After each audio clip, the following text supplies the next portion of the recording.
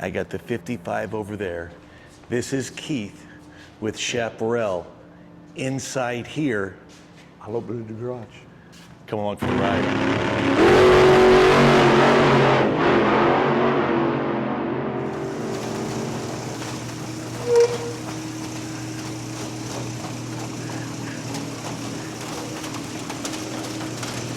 Behold, the fan Chaparral car. 2J. The Chaparral 2J.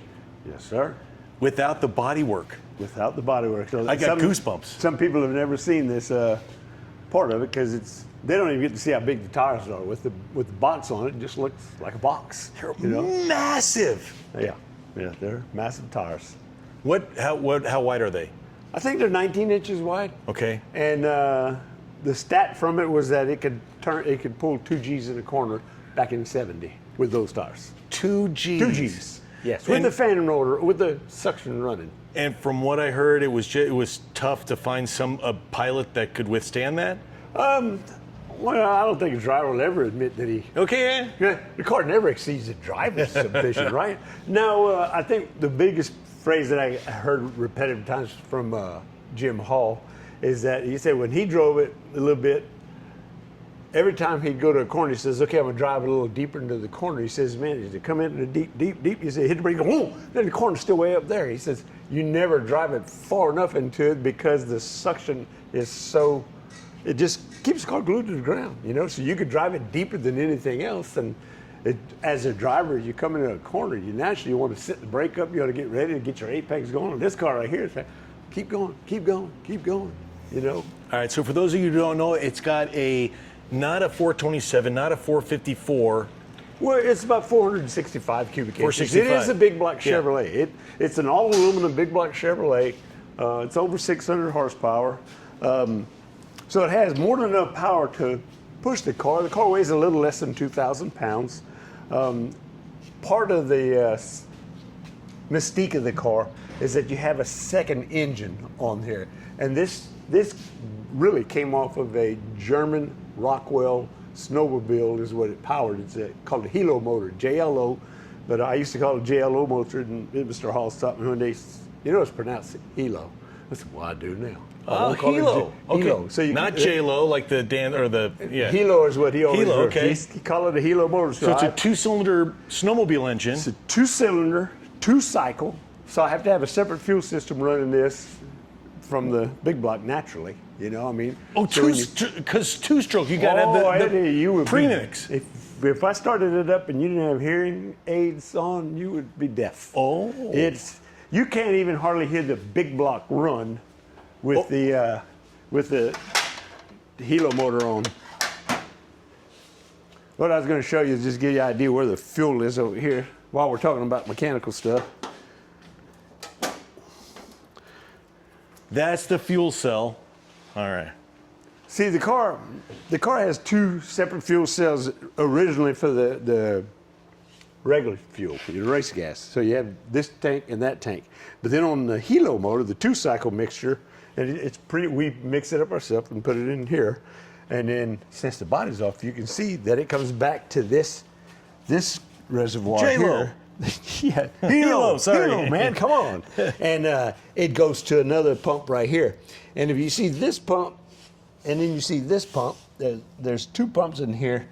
Well, they are Lucas mechanical pumps, and they put out about 120 pounds of pressure. Mechanical? Electrical for mechanical fuel injection. Okay. The electrical fuel pumps running a mechanical injection. Gotcha, okay. So the reason I have this car in here right now is I had the I call it a metering block. It's what meters the fuel going into the injectors. Like I said, it's mechanical. And we were having a problem with it running too rich on one cylinder, so I sent it off. I forget the name of the company. Anyway, I sent it off to a company that they're the only ones that built it, and they rebuilt the thing for me, and that's where I am right now. All right. I did not start it yet. I don't have fuel in the battery in it.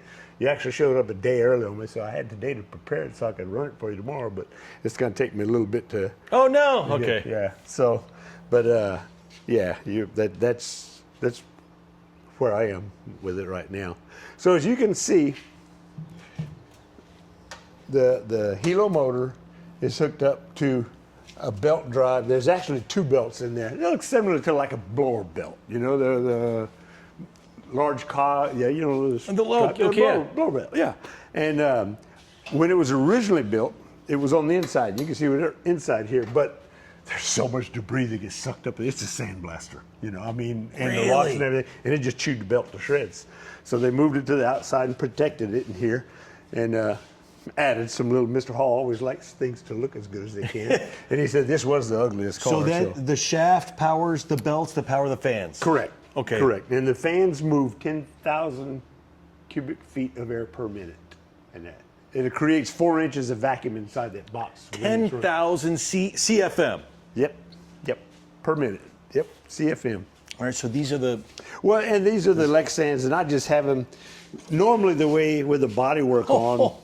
This right here, and you have another skirt that goes there. And while the car's running, there's about 3/8 of an inch gap. That's it. That's where the air, it creates a vacuum from the air being sucked up into there. And if you look, you also get to see that nobody hardly ever gets to see, is you see this cam mechanism running to this cable. Yeah. Each wheel has a cable running to the lower suspension so that when this wheel hits a bump, it actually lifts the Lexan up to keep the same gap and not from damaging and fracturing it. Yeah, so it does that on all 4 corners. Amazing. All 4 wheels are controlled. And actually, that's how they outlawed the car. What I can do is I can pick the car up and show you what the... Really? Okay, that'd be awesome. The front, it'll take a little... It's a slow lift. It's not a... That's all good. My friend, it was last year. My friend Ted passed away. His grandfather was Mr. Zeus. Yes. Mr. Quarter Turn. Yes. So it's a... Where would we be without the Zeus fasteners, man? I used Right? to work on the Grumman American Ag-Cats, and that's... The aluminum bodies, the panels were all Zeus fasteners. And it's not just cars or airplanes and whatnot. I've got fasteners in my leg. Oh. Like screw Really? bodies. Yeah, he So designed... you rode motorcycles? I did, yeah. Yeah, my mom said no, and I said yeah. Yeah. She said not until you move out of the house. And that's what I did, and I learned the lesson. And there's a gauge in here as well for not vacuum pro, the downforce, or... Well, for the vacuum. It is the vacuum. Yeah, it's Okay. in the vacuum in the back of there. And you can look at the gauges up there. Because you have 2 different tachometers. You have a tachometer for the helo motor and a tachometer for the big one. The tachometer for the helo motor is really old school. It's a mechanical drive tach. And the other one's electronic tach. It is now, okay. Yeah. 11. I was so nervous to do you're like, it's how much money they're worth and what I could only screw it up. I couldn't make it better. You know? And then after you learn the cars, it's just keep them running. You know, just keep them, like that Mr. Hall said, I don't want them modified. I want them to stay the way that I built them. Preserved. Oh, yeah. Yeah. And how often do they get run? We try to run, I'd say on average we run 3 per year. Okay. You know, I can run more if it allows, but we haven't ever since COVID, things got slowed down quite a bit, and we got out of our normal routine and all. But we intentionally at least 3 per year. You know, so. All right, ladies and gentlemen, the underneath of the Chaparral 2J. Chaparral 2J fan car, the sucker Yeah. car. Yes. So you see this, you can see this part right here. It seems to be fixed right now, and I have a cable on each side. Okay. And I open the doors and I pull it on the cable and release it, and then lock this down in the same depth. It's not square, you know, because they said, suppose you hit somebody else's oil or something and you go off the road back and it rips this off, you're not going to be competitive. So they designed it to where if this did meet some compromise, that it could take it. It could spring up and spring back down. Just Take a licking and keep on ticking. Yeah. And that's new. That was not GM's new Lexan, right? Back in the day. Yeah, actually, it was. I think it was General. Was Or it General DuPont? Electric? No, GE. Sorry, I think not it GM. was- what was Oh, it's not on the side. It was a. yeah, it was. We have a decal somewhere on it. They might not have put it on here, but you can see pictures of it that has has the Lexan. I thought it was GE Lexan. And you can see underneath, Mr. Hall has everything all protected, but then you had this part right here where you had the air, were able to come up here, help cool the engine and create downforce, so. And this also had the super secret, the transmission, the automatic? Yes. Yeah, every Chaparral car Mr. Hall drove since the Chaparral 2, first one, had that GM hybrid automatic transmission. And what you can see under here, since you're under this part, you can see this is that transaxle assembly right here. It looks similar to like a quick change. Yeah, it does. When you on this car, it's so protected. You can see you take the back plates off it, you get straight cut gears that you swap out. And the biggest difference from it was that it's regular dogleg shifted transmission, but instead of having a clutch, they have a torque converter. So they have a hydraulic pump in it. They have a torque converter right here that has a mechanical lockup at about 4,500. I think Mr. Hall said it's around 4,500 RPMs. It would have a mechanical lockup. He said, so you'd hit first gear, second gear, third gear, you go along. He said, when you hit it, he said, it'd feel like you hit another gear. It'd drop a few, like 800 RPMs or something like that. Yeah, it'd lock in so you didn't have any slippage like torque converters typically had. And that was back in 70. 70, yeah. And the earlier cars were, I think the first one was 63. So is all this from sand, the peppering? Yeah, and, yes. This car, you could, if you wanted it, you could paint it, go out and run it once, and it come out. Look, we call it a sandblaster. Sandblaster. You've met James White. Yeah. He's the groundsman. He takes care of the facility. Facilities manager is his proper term. This is his museum, but no one knows it. Yeah, it's his, but he lets us use it. But one time when I was going to run this car, he called the city. He said, "Man, I really need one of your street sweepers to come out here and see me clean the street up. We're going to run this car and we're going to do all this stuff." So they came up here, man, they did run their vacuum thing, swept everything, came up. We said, "Man, that's going to be great." It sucks stuff out there like you couldn't. It's like they didn't even go. Wow. The back throws so much debris out just from sucking anything in the road that that's what the other drivers really hated about it. They were behind it. They get pebbled and like a BB gun. Oh yeah. It was anything that would come up. What kind of a transaxle is it? It's prototype. This is the prototype from GM. That Mr. Hall got from GM. And there's only a handful of them made, and he used them. There's no more. It's awesome. Yeah. And this is reminds me of the Howard Hughes stuff where it's all flushed. The rivets are all flush, even underneath the car. Oh yeah. Well, Mr. Hall's dad was a pilot, and Mr. Hall's a pilot, and he incorporated a lot of aircraft technology into his cars. As you said, you see all the flush-mounted rivets and all, and amazing.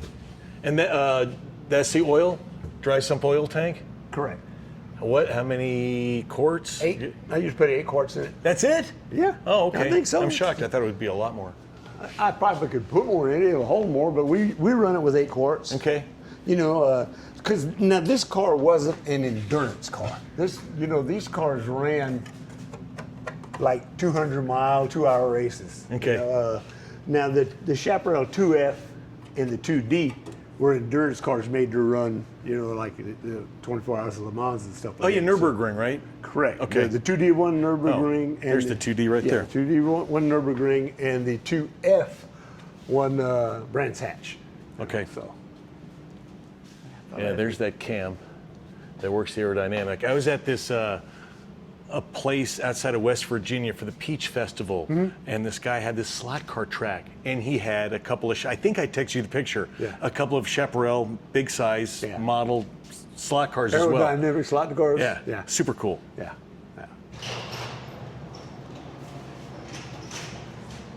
Racing purposes only. And they've got to still make those wheels, right? Or tires, I mean. No. They don't? No, and actually the car, they ran Firestone tires.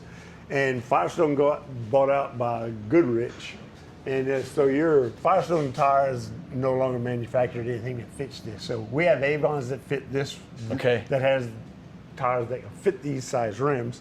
And then we use Hoosiers for the 15-inch tires. Right? How you doing, Rob? I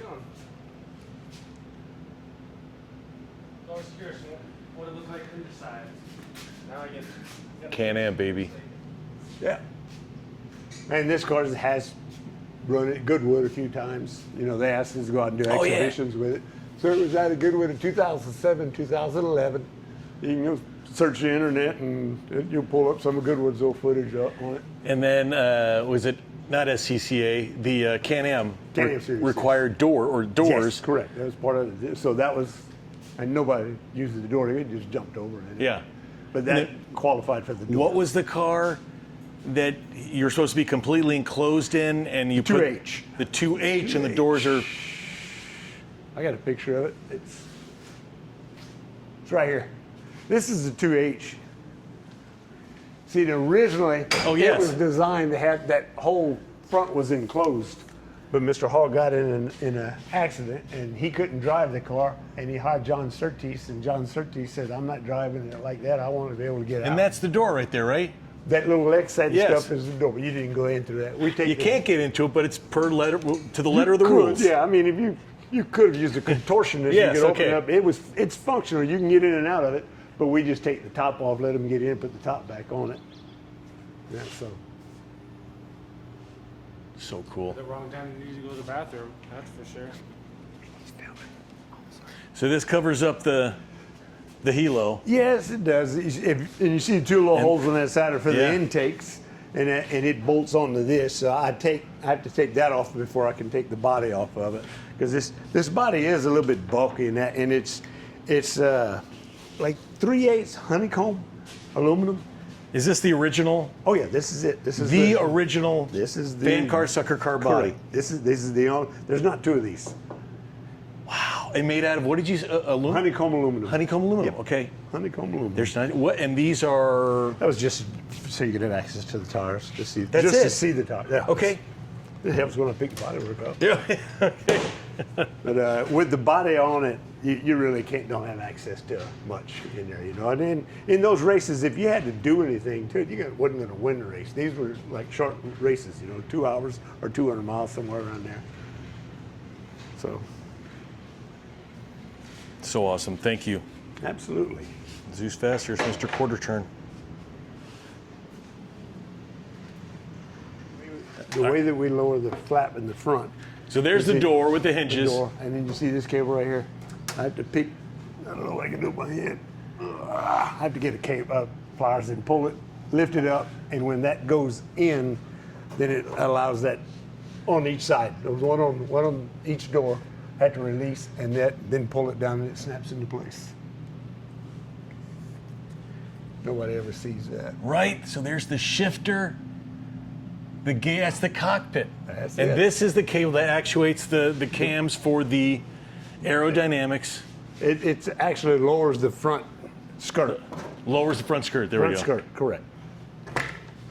The door. Per the rules, that's the door. That's the door. Door on the fan car, man. So there you go. Jim Hall Chaparrals and aerodynamics and streamlining design for racing. 62.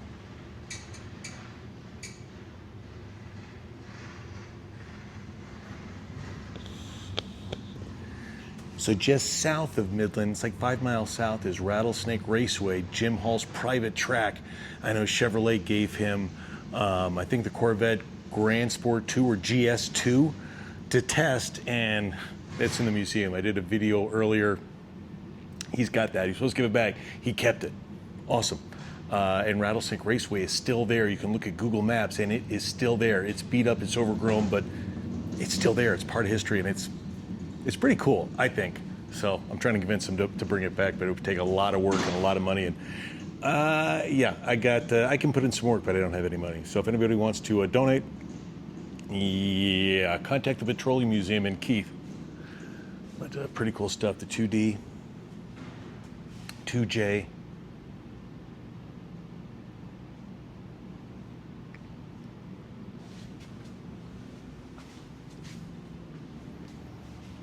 How do you like that? The fan car up on the rack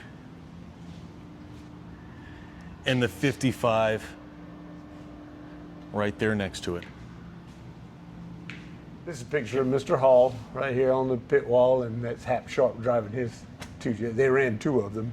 Nice. And then a little later, you can see the 2E. They both ran the 2Es. And getting back to the 2J, since we were talking about it, Yeah. the first race that it ran, Mr. Hall hired Jackie Stewart to drive it. Jackie Stewart drove the first race. Sir Jackie Stewart, okay. Yes, it was. And Mr. Hall said, I really liked him. He said, but couldn't afford him. He's worth too much money to drive the car. And Jack at the time said it's the best handling car he ever drove. Really? Boy, because of the stick. Nothing had stick like that. Yeah. You know, it was completely defied the law of physics that they were used to in a regular vehicle. Very cool. Yeah. Well, we're a day late and $1 short. We're Yeah. a day early. This day So early. Yeah. if we would have been here tomorrow, would have fired it up, but maybe next time I'm in town we can fire up something. Well, that's what we do over here, And like you said, when you're around, let me know Thank when you're you. here, and if I got something I can sort for you, I will. Thank you. Okay. And how is the GS2? Is that still around? Yeah, you saw it back there. It's still over there. It's inside the museum. Did you go inside? I didn't have been in. So You've been in it before, though. Yeah. Yeah. all right. We can go look at it. It's like we Have call them it- show us the GS2. It's This is the behind the scenes where when the cars are in the museum, we push them through this hall that the public doesn't see. Really? To Okay. go- yeah. So they're right there. Yeah. There's the. yeah, I push. It's like the Bat Cave with their What's the Bat Cave? the snacks. And this is our executive director. How you doing, man? Good. All right, sir. Brian Never Grant. met. So Jeff nice to meet Pisted. you. Nice to meet you. Brian, Yeah. probably the last time you were over here, I don't know if he was. I don't think you met I don't Jeff think we Pisted met. before. I did not, no, sir. Kathy was the executive director. Then she retired Okay. a year and a half ago, something like that. And Brian's our executive director now. And he had the privilege of coming with me to California to the. We went to Rolex. Laguna Seca for nice. the auto, Pebble Yes. Beach. Beautiful. We I didn't didn't wanna go come to. back. Oh, Yeah. no. Wake Yeah. up in the morning and it's high 50s, low 60s, high of mid 70s in the middle of the day, and yeah, it was nice out there. Yeah, it's not It's Texas. beautiful and cars. Other than he forgot to bring his hat or something. Did you get Yeah, a tan the first day? Well, the first day we were out there, we were supposed to be out there just to drop off the car and then a quick photo op for the car, and it ended up just scheduling and all that. We ended up being out on the track in the sun for like 5 or 6 Oh, yeah. hours. They brought and us I'm, out I'm and- thinning a little bit up Yeah. on top, and I didn't have a hat on, so yeah. I got And a no little sunscreen. scorched. No, because I was like, No, oh, we're no. gonna be out here for an hour. It'll be fine. Yeah. But you had fun. Yeah, oh, it was and a good story. blast. No, it was amazing. And where do they find the Petroleum Museum? We're in Midland, Texas, right off of Interstate 20. What about online? ppetro.org. pppetro.org. PB as in PB. So, yep. Like peanut butter and jelly. There you go. pppetro.org. I'll put it in Yeah. here down in the thing. Yeah, absolutely. Thank you, sir. Pleasure to thank meet you. Absolutely. So I was going to show him the cars and that. Yeah. Yeah. All right. And here's the museum where we keep the rest of the cars. Normally they're all in here. We have all the Chaparral Can-Am cars and an Indy car. That Indy car won 1980 Indy 500 in the kart championship with Johnny Rutherford driving it that year. Seems like what Mr. Hall put his mind to and competed in, he won. Yes, he did. Yes, he did. And this is the Chaparral 2D that you saw. And the Chaparral 2D and the Chaparral 2, they're built off the same chassis. It's just they made bodywork to comply with the FIA rules to run in Europe. And this was the first one. And this is my personal favorite, the Chaparral 2. It was in about a 2.5 year period. It was entered in a total of 39 races, and it won 22 of them. So it won over 50% of the races it was Amazing. entered in. Yeah. So, and this is pretty much the genesis, right? Yeah, that's the first one. The first one. You can see that brownish color is the natural color of that fiberglass composite resin tub. And there's the Monocop. transmission lever. Yep. Yeah. Amazing. And then when you look at this car, you see the tub, and then you look at, I'll open the door for you. You look at the Chaparral 2E.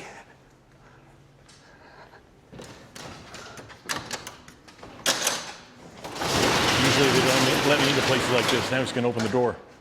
The Chaparral 2E See how it's made out of aluminum? The tub's made out of aluminum? Yeah. One of the engineers at Chevrolet built that Corvette GS2B and copied the Chaparral 2 chassis, made it out of aluminum, brought it to Mr. Hall, says, we want you to test this, see if you like it. Just use it, and when you're done with it, just get rid of it. And he never got rid of it. He just used it. But So that's the 2 with fiberglass. This is the 2E with aluminum. yes. The And Corvette, then this is the ever elusive this car was in Grand Sport hiding 2 or for GS2. 50 years. GS2B Correct. experimental Corvette. Okay. Because what Chevrolet did is they actually built the GS2 and brought it to Mr. Hall to drive. It was a mid-engine car, similar to like his, but they were all steel. Mr. Hall said it was heavy. I wasn't impressed with it at all. So they took it, cut it up, and destroyed it.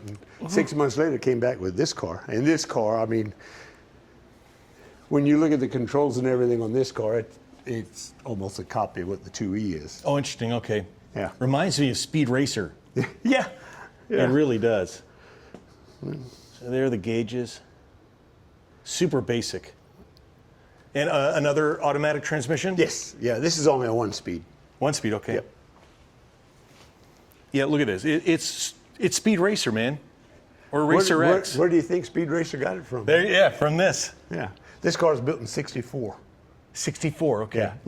So go back and see when Speed Racer came out. I gotta go look. Yeah.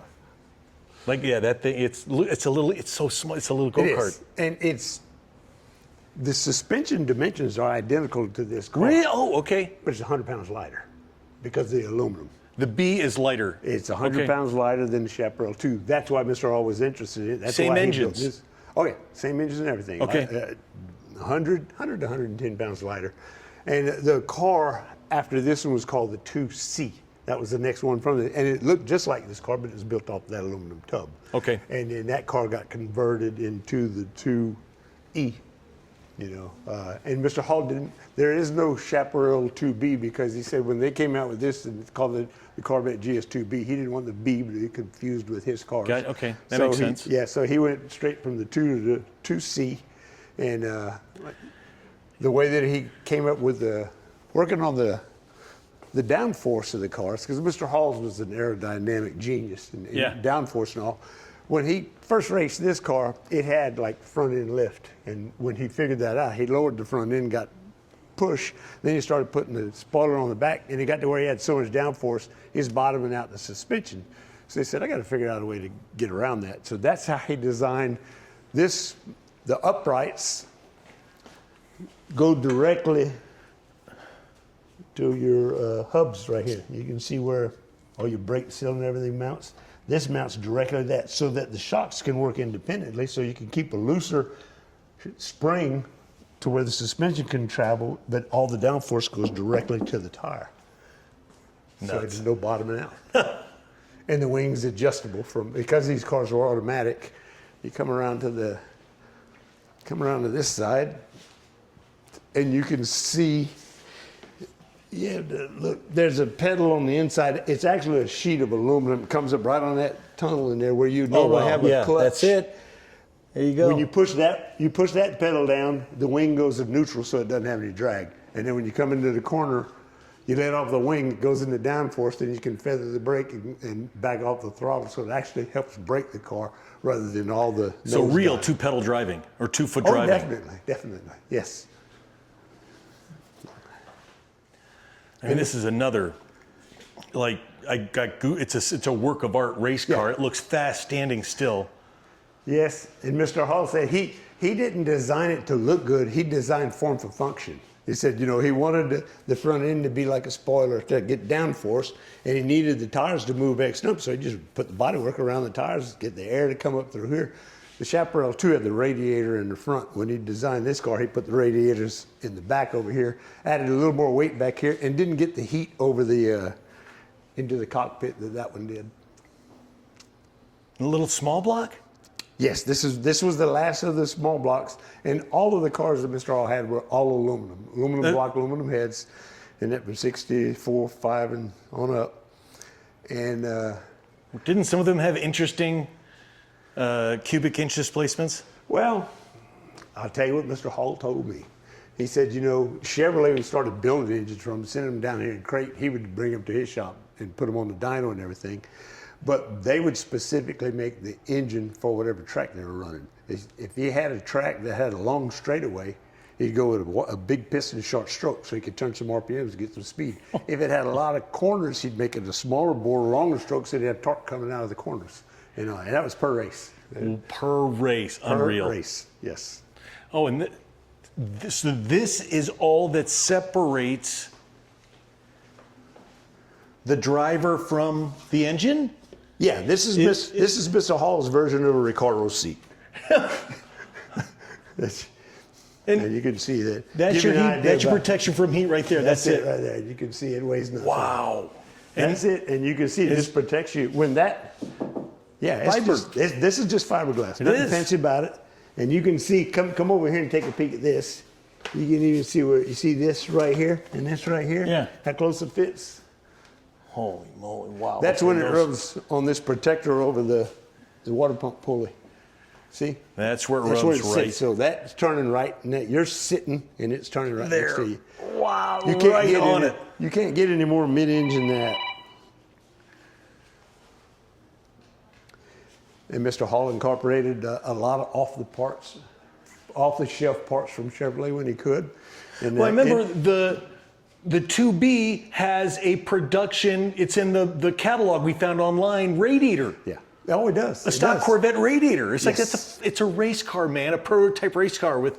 What did I? Yeah. Sorry, I'm yelling. It is. And I had to replace the radiator on the Chaparral 2. It leaked. It got corroded and leaked. You know, just age got to it and all that. And when I started looking at it, it had a GM part number on it. But they had cut it down and made it a little smaller. But it was an off-the-shelf aluminum, came out of a Corvette, out of a 62 through 64 vet. That's amazing. You know, and so did these two. I replaced these in their version of that were just cut down and rewelded. And you remember the early Corvettes in 63, 64? That's the Harrison. If you look, they might. Yeah, look right here. Here it is. There's a part number on it. That's now naturally he cut it and welded on it to modify it to his needs. You know. Wow. Yeah. And which one of these is the first big block? One of these cars has the first big block. It's a 427, and it's actually in that car right here in the Chaparral 2F. 2F, all right. The 2F, and then only reason I know about this one specifically is the ring gear on the call it flex plate. It's one-piece billet steel, so there wasn't much flex to it, but it had the teeth cut into on a one-piece billet steel flywheel, and the teeth got eaten off of it over years of usage. And then trying to start it, and I said, "Oh, the starter's best not to start it. It was the ring gear." So I had to take the transaxle apart. When I took it apart, you know, to replace that flex plate, I'm looking on the back of the engine. So it was a good time for me to clean it up. And there's some strange-looking numbers on it. So what are these numbers? So I called one of my retired research and development guys at Chevrolet, and I says, "What's this number?" He said, "I'll call you back and get back to you." 15 minutes later, he says that's the prototype for the ZL1 program. Prototype ZL1, like not only Holy Grail of Grails. That makes it even crazier. Yeah. The legacy or the history here. Was that me? It's just the alarm. Yeah. Just the alarm. There you go. Another, And the body fiberglass? Yes. It is. Yeah, okay. all the bodies. This is the last one that has the same composite tub that the two. There were 4 tubs built. Andy Green built 4 tubs with Mr. Hall. The 2D, the 2F, and then one he never did. But he still has an unused tub at his shop that they never used. So that car, if you open the door and look at it, it's very similar to this one. It's more modified in the back to fit the big block. Okay. You know, but all the inside's the same color, looks just like it. You know, so. And this car he put the spin-offs, because when he ran the 2D in '66, he said he was making laps and on the 2D. He was making laps and that, and he saw it started raining, and he looked. And he's coming past the pits. He said he was doing good, and he looked. He says, "Man, they got knockoffs on some of the cars out there." He said he had 6 lug nuts. He said, "I better make some time up, or else I'm going to be in a bind." So when they designed this one, they put the knockoffs on it to be able to have a faster tire change. Well, very good. What else did you Thank want you. to cover? Yeah, my head. Yeah, I'm I know swimming right now. Well, you know, every time you come, you got different questions, so you can Yeah. fill in the blanks. Yeah, awesome. That's it. If you got any questions, put them down in the comments for the next time, and hopefully next time we're here, Keith will be able to start something up for us. But in the meantime, the 2D and That car is actually built off of the original molds for the car. you can it's actually sit in this thing. It just has. It's picture car is what we call Yeah, it. but it's so cool. It's actually about 6 inches shorter than the original car. So when a big guy gets in here, he says, "Man, Mr. Hall must have been really small." So now we made this for the kids, so the kids could get in and out. The wings a little shorter. Kids like me coming down to the Petroleum Museum and play. Yes.